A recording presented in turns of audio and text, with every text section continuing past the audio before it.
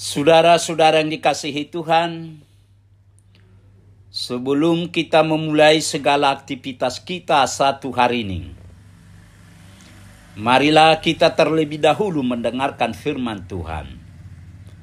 Dan sebelumnya kita bersatu di dalam doa. Damai sejahtera Allah yang melampaui segala akal, itulah yang memelihara hati dan pikiran saudara-saudara di dalam Kristus Yesus Tuhan kita. Amin. Bapak, Ibu, saudara-saudara yang dikasihi Tuhan, firman Tuhan nats renungan untuk kita hari ini, Senin tanggal 11 Desember 2023.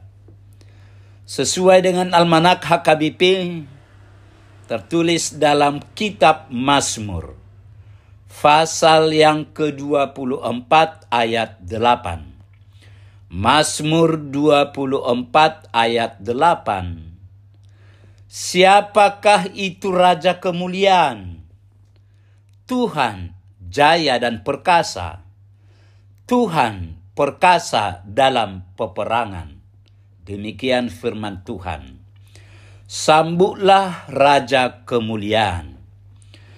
Saudara-saudara yang dikasihi Tuhan, sesuai dengan kalender gerejawi, kita telah tiba pada minggu Advent yang kedua. Advent artinya penantian atau penyambutan. Kedatangan siapakah yang sedang kita nantikan atau sambut? Dengan singkat, kedatangan seorang raja yang jaya dan perkasa. Dia adalah Raja kemuliaan yang perkasa dalam peperangan.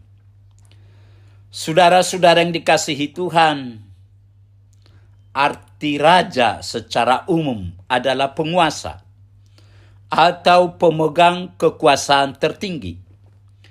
Dan apabila kita belajar dari sejarah, sebagian besar raja atau penguasa cenderung memanfaatkan kekuasaannya untuk menghalalkan berbagai macam cara demi meraih kejayaan.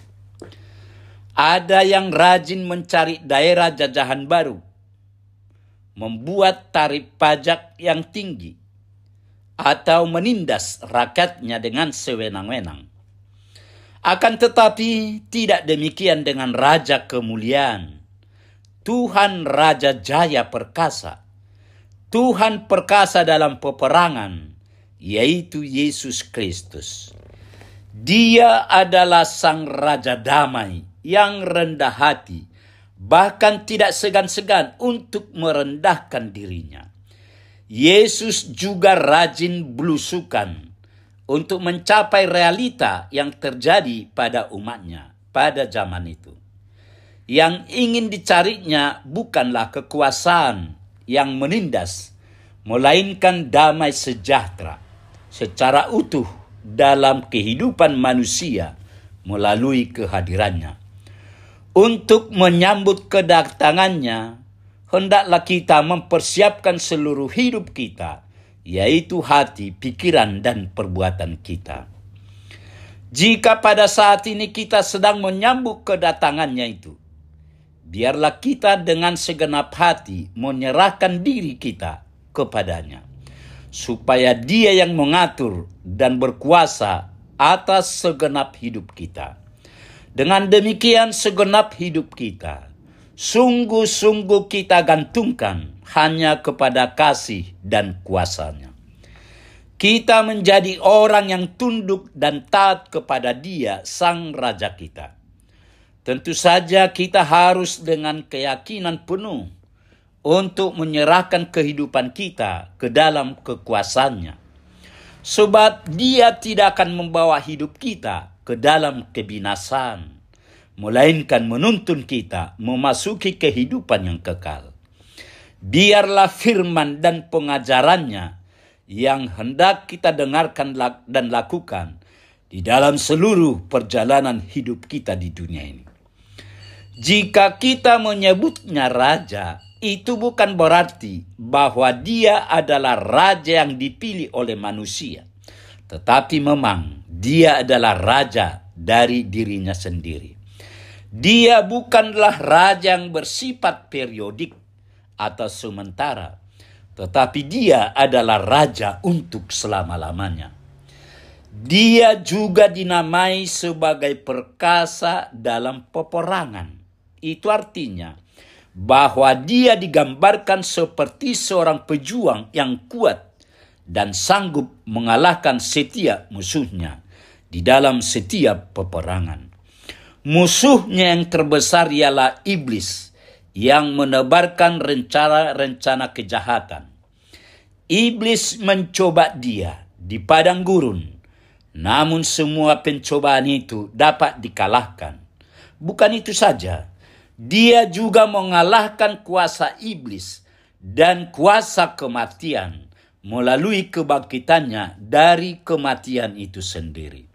Melalui kebangkitannya dari kematian, dia menunjukkan kesempurnaan kekuasaan dan kemuliaannya sebagai raja yang perkasa dalam peperangan untuk mengalahkan kuasa kegelapan.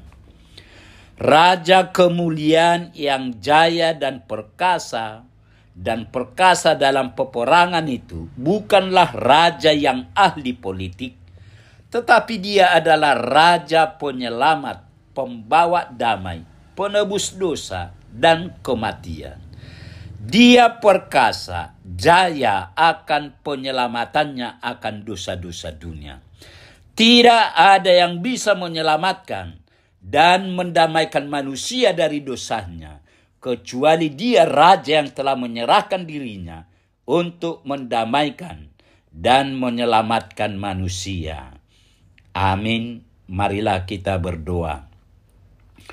Tuhan Allah Bapa di sorga, terima kasih Tuhan. Pagi ini Tuhan telah menyapa kami lewat kebenaran firman-Mu.